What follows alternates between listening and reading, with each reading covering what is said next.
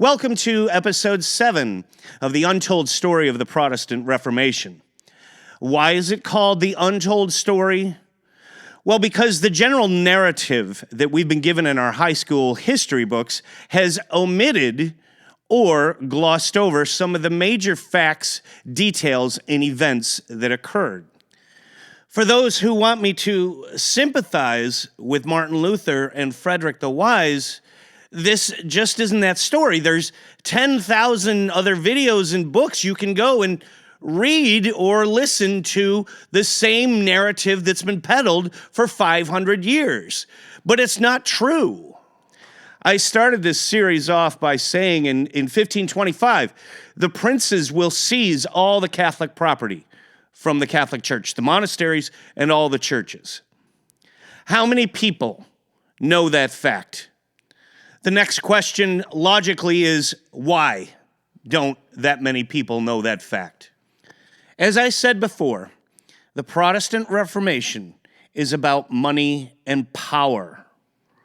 Religion is the excuse. And that concept should not be that hard to grasp because throughout history, how often has it occurred that someone in power, a king, a duke, a prince, a Caesar, a high priest who wants to kill Jesus, how often have they acted outside of their own self-interest? The Protestant Reformation is no different. This story has been told over and over again, and it's still being told in our politics today. Okay, enough of my sermon. Let's get to the facts of the Diet of Augsburg. Augsburg is a unique city. It is the financial capital of Europe. Many banks and bankers live in Augsburg, including the richest man in Europe, which is Jacob Fugger. And there are several orders of business to take care of at this diet. These diets take several weeks. They're always held in the summer because of traveling through winter. And the first major order of business is Maximilian I, the Holy Roman Emperor's successor. Maximilian I is dying of syphilis, and he's in pretty bad shape. Number 2 is the war against the Turks. This is why Cardinal Cajetan is at the Diet. Pope Leo X has sent him there to get funds from the German princes and dukes to help the war efforts against the Turks. Meanwhile, Pope Leo has issued a summons for Martin Luther on August 7th that he's got to show up in Rome. So that is happening in the background of this diet. Cardinal Cajetan is trying to get funding again, and the German princes and dukes deny him. They have had enough of the Catholic Church or the Pope taking money to fund the war. They don't want to do it anymore. And this is where you'll hear this saying often in history that no more German money will be flying across the Alps. I think I botched the actual quote, but it's along those lines. The German money needs to stop flying across the Alps. The Alps are the mountains that divide Germany and Italy to the south. And Frederick the Wise uses Cardinal Cajetan's desperation for war funding as leverage. He urges Cardinal Cajetan to have this meeting with Martin Luther that will suffice the meeting in Rome.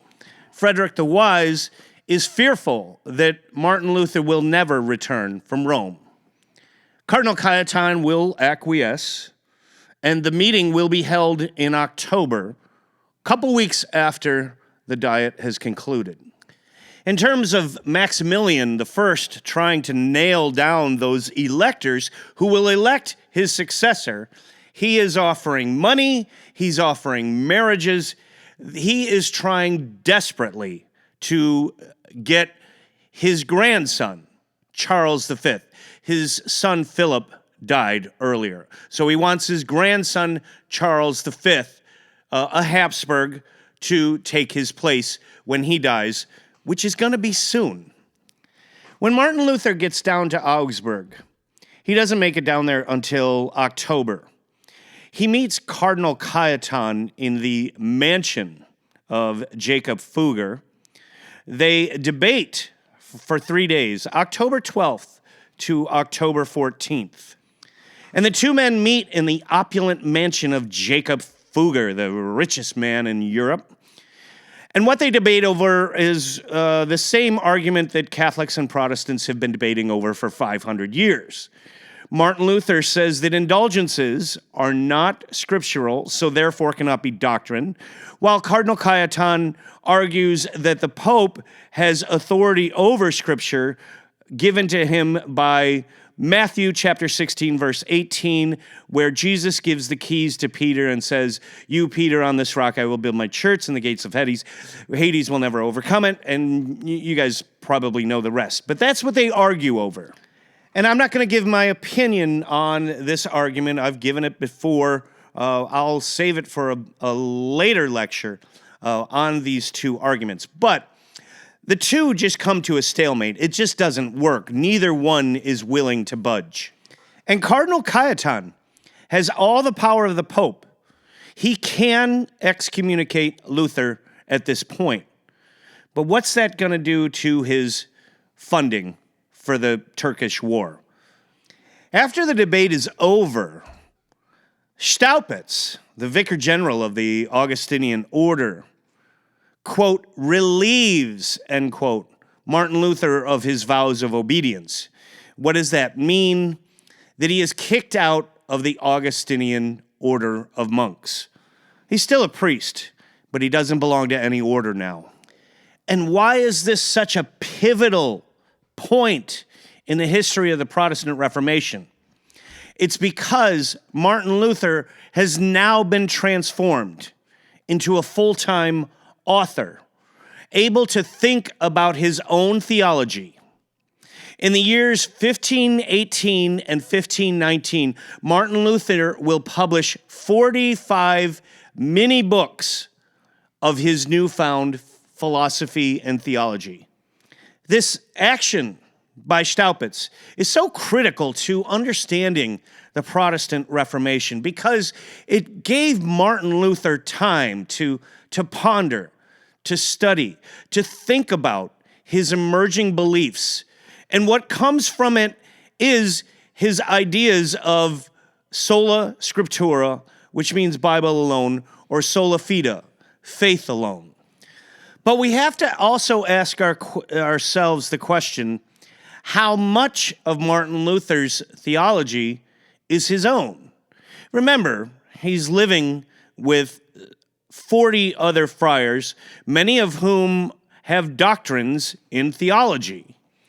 In a letter that Martin Luther wrote in the spring of 1518, he described to a friend that Frederick the Wise was researching this theology.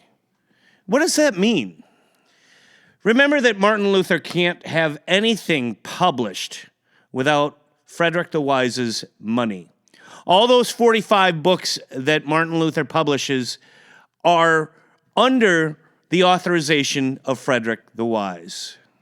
Anything that Martin Luther publishes is a marketing tool for Wittenberg University.